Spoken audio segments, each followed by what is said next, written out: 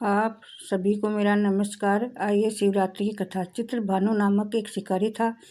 जानवरों की हत्या करके वह अपने परिवार का पालता था। एक साहूकार का कर्जदार था, लेकिन उसका कर्ज शरण समय पर न चुका सका। क्रोधित होकर साहूकार ने शिव मठ में बंदी बना लिया। संयोग से उस दिन शिवरात्रि थी। शिकारी ध्यान मगन होकर शिव संबंधी धार्मिक बातें सुनता रहा। चतुर्दशी को उसने शिवरात्रि के व्रत की कथा सुनी।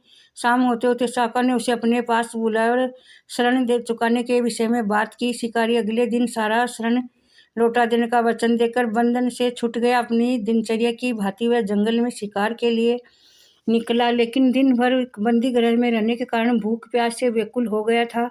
शिकार खोजता हुआ बहुत दूर निकल गया। जब अंधकार हो गया, रात्रि हो गया, तो उसने विचार किया कि रात जंगल में ही बितानी पड़ेगी है। वन में तालाब के किनारे एक बेल के पेड़ पर चढ़ गया। रात बीतने का इंतजार करने लगा। बेलपत्र के नीचे शिवलिंग था। बेलपत्रों से ढका हुआ था। शिकारी को उसका पता न था। वह पता न चला। पड़ाव बनते समय उसने जो टहनियाँ तोड़ी वह संयोग से शिवलिंग पर ही गिरती चली गई। इस प्रकार दिन भर भूखे प्यासे शिकारी का व्रत हो गया। शिवलिंग पर बेलपत्र चढ़ गए।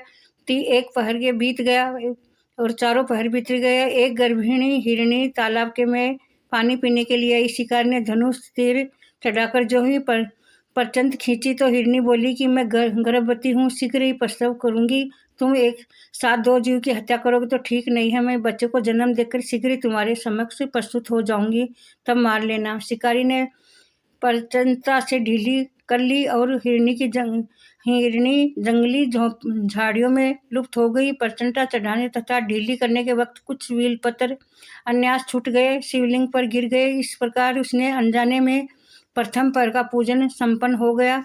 कुछ देर बाद एक और हिरण आया, उधर से निकला और शिकारी का प्रसन्नता का ठिकाना नहीं रहा। समीप आने पर उसने धनुष पर बाण चढ़ा। उसे देखकर हिरणी विनतापूर्वक निवेदन किया कि शिकारी में थोड़ी देर में हिरणी ने निवेदन किया कि पहले ऋतु से निवृत्त हुई हूँ, कामातुर विहरणी हूँ।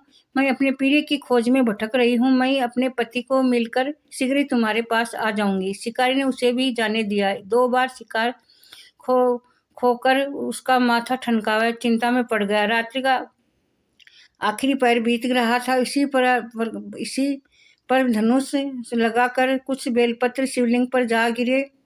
दूसरे पहर की पूजन संपन्न हो गई। तभी एक अन्य हिरणी अपने बच्चों के साथ उधर से निकली। शिकार ने सर्वमणीय अवसर पर उसने धनुष को तीर पर चढ़ाने की देर लगाई।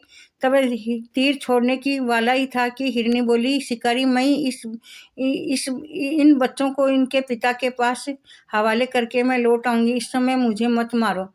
शिकारी हंसा, बोला, सामने आए शिकार कैसे छोड़ दूं? मैं ऐसा मूर्ख नहीं हूँ। इससे पहले मैं 2 बार अपना शिकार खो चुका हूँ। मेरे बच्चे भूख प्यास से व्यग्र हो रहे होंगे। उधर हिरणी ने फिर कहा, मैं अपने बच्चों को ममता सता रही है। ठीक से मुझे भी शिकारी मेरे पर विश्वास करो। मैं इन्हें इनके पिता के पास छोड़कर तुरंत लौटने की प्रतिज्ञा करती हूँ।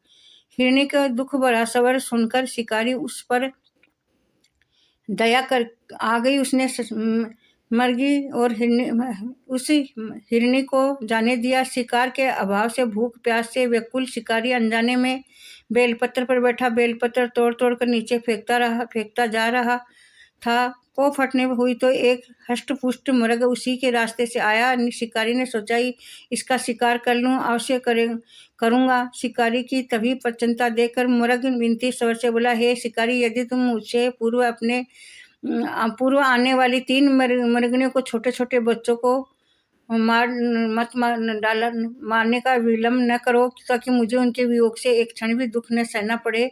हिरनियों का पति हूँ मैं। यदि तुम्हें जीवन दान दिया है तो कुछ क्षण का जीवन दान मेरे पर भी कृपा करो। मिलकर मैं तुम्हारे समक्ष उपस्थित हो जाऊंगा। मृग की बात सुनते शिकारी के सामने पूरी रात घटना चक्र घूम रहा था। उसी कथा में से मृग ने सुना दी। तब मृग ने कहा, मेरी 3 पत्नियों ने जिस प्रकार प्रतिज्ञाबद्ध हो गई, मेरी मृत्यु अपने धर्म के पालन से नहीं विश्व पात्र मानकर छोड़ दो, वैसे मुझे जाने दो, उनके पास साथ शीघ्र ही मैं उपस्थित हो जाऊं। शिकारी ने उसे जाने दिया। इसी प्रकार रात हो गई। उपवास, रात्रि जागरण तथा शिवलिंग पर बेलपत्र चढ़ाने से अनजाने में शिवरात्रि की पूजा से पूर्ण हो गई। शिकारी की अनजाने में ही पूजन परिणाम उसे तत्काल मिला। शिकारी का हिंसक हृदय निर्मल हो गया, उसने भक्ति भाव का वास हो गया। थोड़ी देर बाद मर्ग सपरिवार शिकारी के समक्ष उपस्थित हो गए ताकि वह उनका शिकार कर सके, किंतु जंगली पशुओं को ऐसा सत्यवता, सात्विकता और सामूहिक प्रेम भावना देखकर शिकारी को बड़ी गलानी हुई। उसने मर्ग परिवार को जीवन दान दे दिया। अनजाने में शिवरात्रि के व्रत का पालन करने का पर शिकारी को मोक्ष प्राप्त हुआ, शिवलोक की प्राप्ति हुई। शिवरात्रि की आरती ओम नमः शिव, जय गंगाधर शिव योग में मानेगा। महाशिवरात्रि का वेद विधि विधान से पढ़ेगा और सभी वो महाशिवरात्रि के दिन वेद विधि से 4 पहर का उपवास रखेगा, उसे शिवलोक प्राप्त होगा। जय शिव शंकर भगवान की जय।